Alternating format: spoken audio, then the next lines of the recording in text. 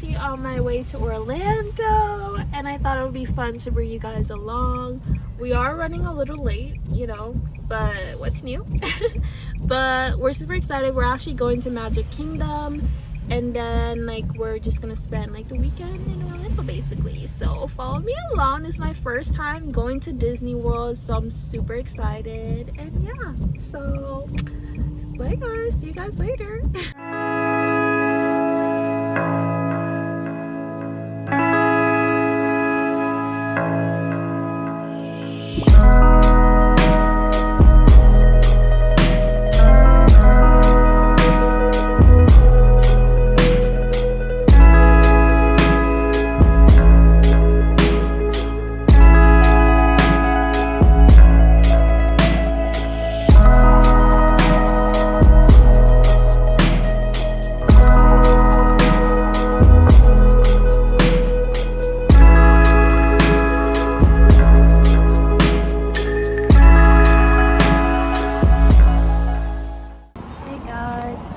Just stopped at a rest stop to get some gas and for me to eat something and probably use the restroom, but we're still like an hour and 30 minutes away from Orlando, so I'll keep you guys updated and I'll see y'all. Bye.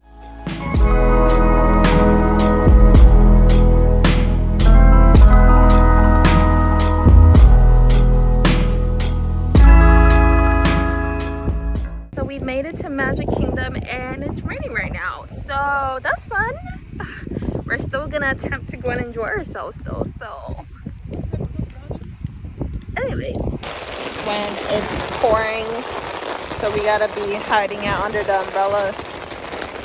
Crazy.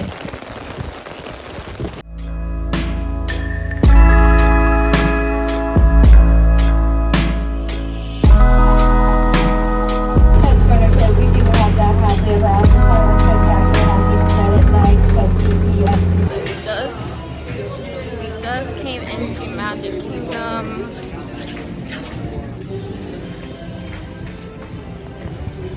Yeah. Oh, it's starting to rain again. Great. No idea where we're going, but I'll keep you guys in the loop.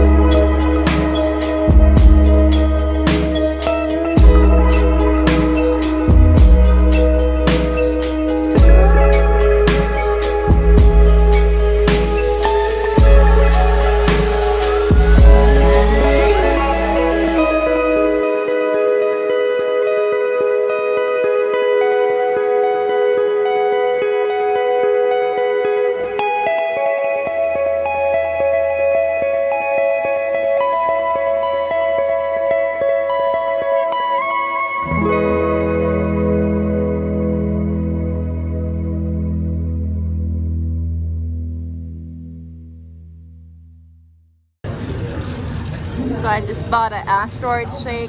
I have no idea what it tastes like, but I'm excited to try it. So I'll let you guys know.